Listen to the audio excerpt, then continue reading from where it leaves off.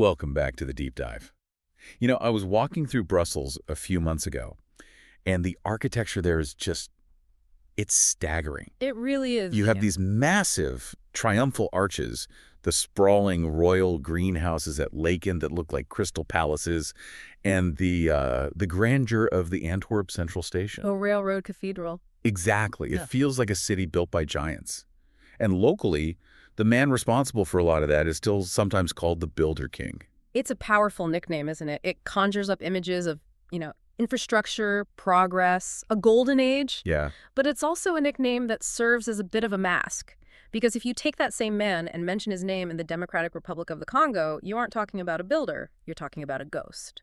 A ghost that haunts one of the most mechanically brutal regimes in human history. We are talking, of course, about King Leopold II of Belgium. And the mission for today isn't just to recount the atrocities, because sadly, I think a lot of our listeners know the headline, The King Who Cut Off Hands. Right. The basics are known. The mission today is to really unpack the paradox. How does a constitutional monarch of a tiny, neutral European country, a guy with very limited political power at home, how does he manage to personally, privately own a chunk of Africa 76 times larger than his own kingdom? And not just own it, but run it as a vertically integrated corporate monopoly. One that extracted wealth with such ruthless efficiency that it broke the demographics of Central Africa for a century. So today we've got a massive stack of sources.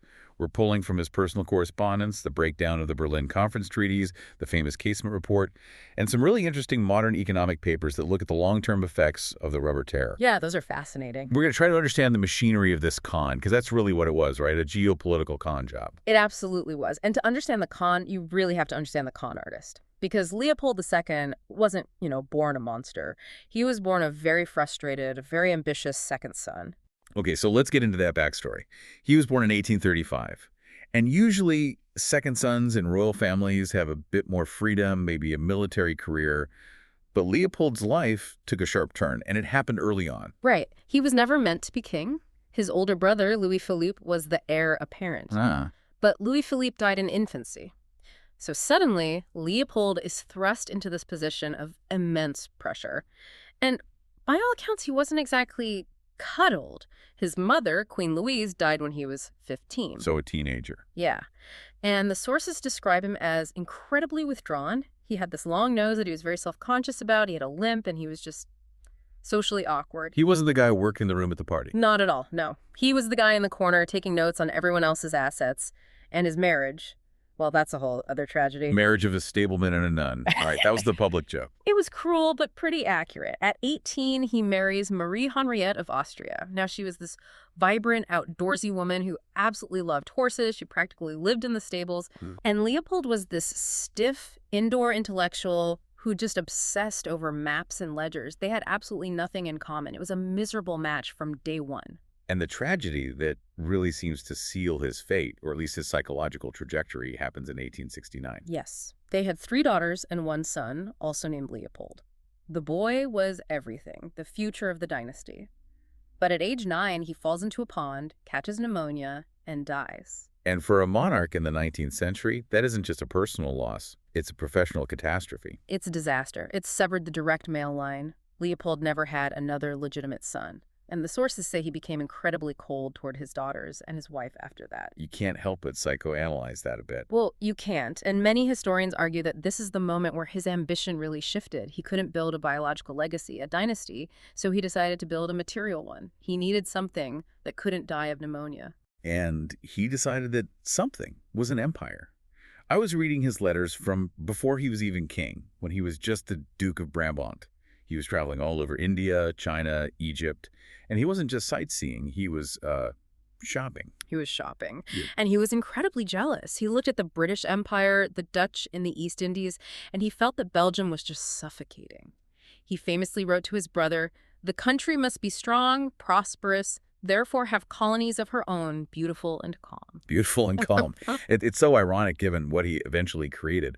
But he didn't start with Africa, did he? I read that he actually tried to buy the Philippines. He was desperate. He looked at the Spanish Empire, which was crumbling, and the Portuguese, and he thought, I can just buy a fixer-upper. He made serious inquiries about buying the Philippines from Spain. He looked at purchasing bits of Argentina. He even looked at, renting territory. And nobody was selling. Nobody was selling. And the Belgian parliament had zero interest. They were a small, neutral country. They didn't want the headache of a nervy or a colonial administration. So he realizes, I can't buy one, and my government won't conquer one for me. If I want a colony, I have to go out and make one myself. Exactly. And this is where the genius, and I use that word very darkly, of his plan comes in.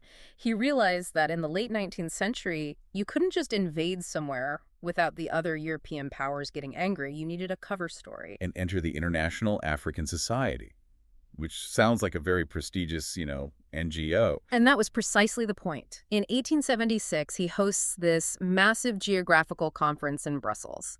He invites all the big names, explorers, scientists, geographers from all over, and he pitches this organization as a purely humanitarian and scientific mission. What were the stated goals? The stated goals were to abolish the Arab slave trade in East Africa, to bring civilization or Christianity to the natives, and to map the interior of the continent. It was the perfect philanthropic front. We're just here to help. And everyone bought it. He was the chairman, but he claimed he had no political ambitions whatsoever. And it was under this banner that he hired Henry Morton Stanley. The Dr. Livingston, I presume, guy? The celebrity explorer? The most famous celebrity explorer of the era. Leopold hired him in 1878. And his job was, essentially, to be a mercenary real estate agent.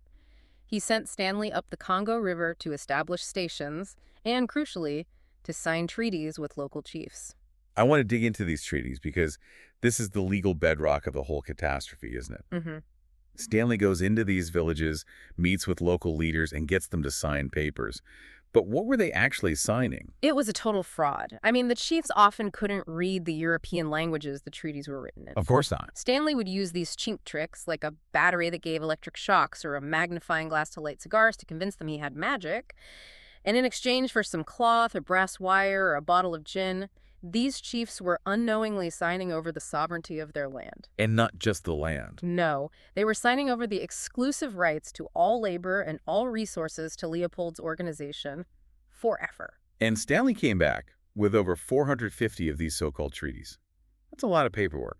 It gave Leopold the paper trail he needed, but he still needed the great powers of Europe to recognize it. And this brings us to the Berlin Conference of 1884-1885. This is the moment the scramble for Africa is formalized. Leopold plays this room like a fiddle. He just pits everyone against everyone else. It's a masterclass in diplomatic manipulation. He knew the British didn't want the French to have the Congo. He knew the French didn't want the British to have it. Right. So he goes to the French and says, look, support my claim, and I promise that if I ever have to sell the Congo, I will sell it to you first. He gives them the right of first refusal. So France thinks, great, this guy's going to go bankrupt in a few years and we'll just inherit the whole territory. Precisely. Then he goes to the Germans under Bismarck and says, I'll be a useful buffer zone between the big powers. And then he goes to the United States, specifically President Chester A. Arthur, and he plays the humanitarian card, big time. The free trade card. The free trade card. He promises that the Congo will be a free trade zone, no tariffs, open to merchants from all countries, a paradise for capitalists. That was the key, right? The name. It wasn't Leopold Empire. It was the Congo Free State. The branding was impeccable, and the U.S. was actually the first country to recognize his claim.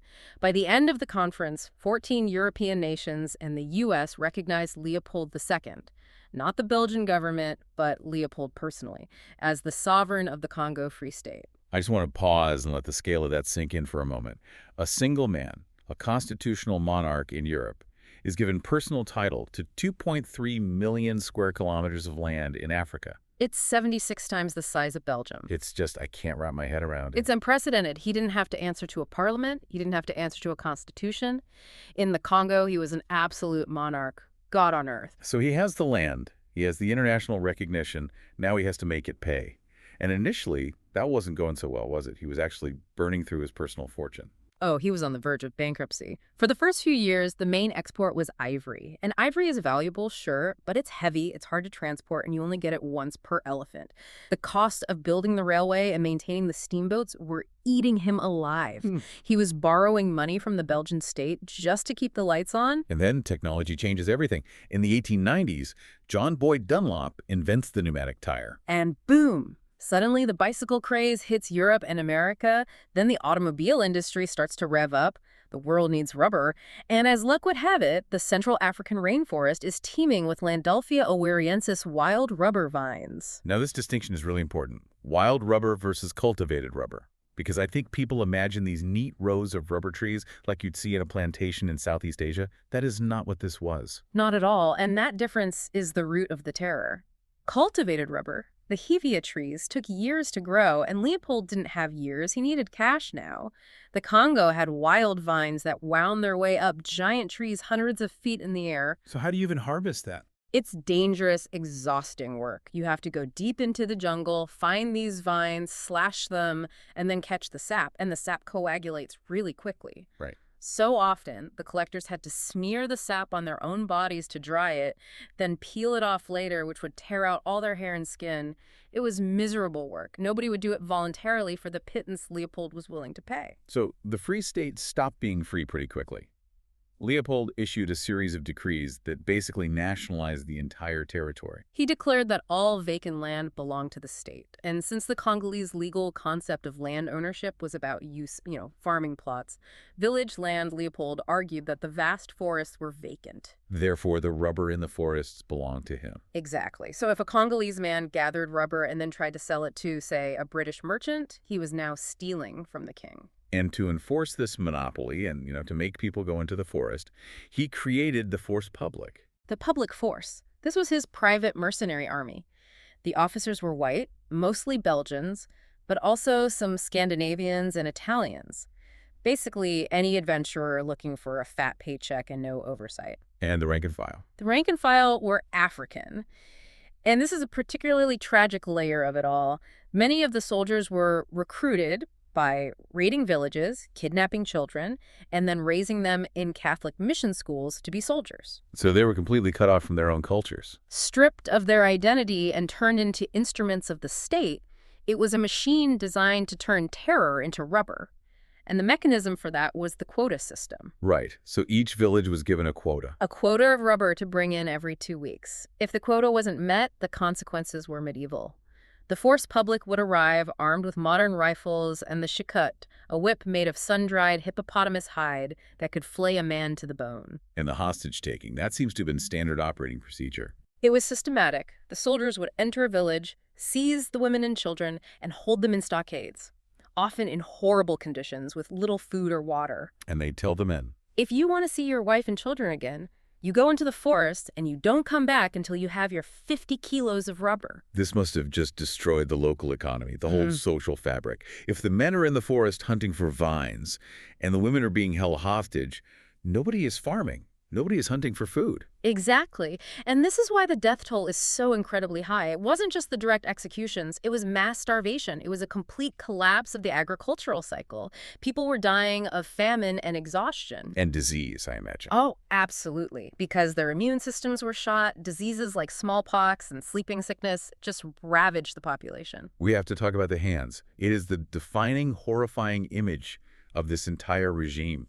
And what shocked me in the research was that it wasn't just sadism, though I'm sure it was that too. It was accounting. It was bureaucracy.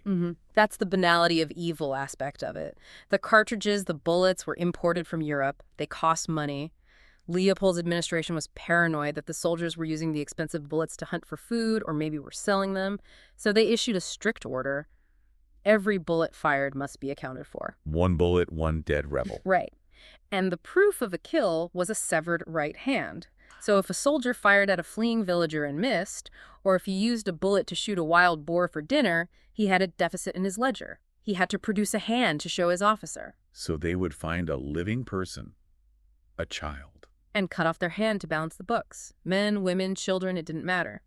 Missionaries reported seeing baskets of smoked hands being delivered to the post commanders. It even became a kind of currency. In some horrific cases, villages that couldn't meet their rubber quota would attack neighboring villages just to gather hands to pay off the Force Publique. It turned the entire society in on itself. Completely. The numbers are always debated in genocides and atrocities, but what is the modern consensus on the human cost here? It's hard to be precise because obviously Leopold wasn't taking a careful census of the people he was killing. But looking at the population data we have from before and after, historians like Adam Hochschild and Jan van Sina estimate the population dropped by about 10 million people. 10 million. That's roughly 50% of the population of the Congo Basin, wiped out in roughly 20 years. 50%. And while this is happening, while the baskets of hands are being counted in the Congo, the money is flowing back to Belgium. And this is where we get the Builder King. This is the disconnect that is so hard to swallow. Leopold was using this blood money to literally pave the streets and build monuments in Brussels. And he was clever about how he moved the money, right? Yeah. He didn't just deposit checks from the rubber companies. He created the Royal Trust. The Donation Royale. This was his way of laundering the profits and securing his legacy. He transferred ownership of his private estates and properties to the Belgian nation, but, and this is the key part, he retained the usufruct. Which means? The right to use them and control them until his death. This also meant the properties couldn't be sold off or divided among his daughters, whom he detested. It was a way to control his wealth from beyond the grave. And what did he build with this money?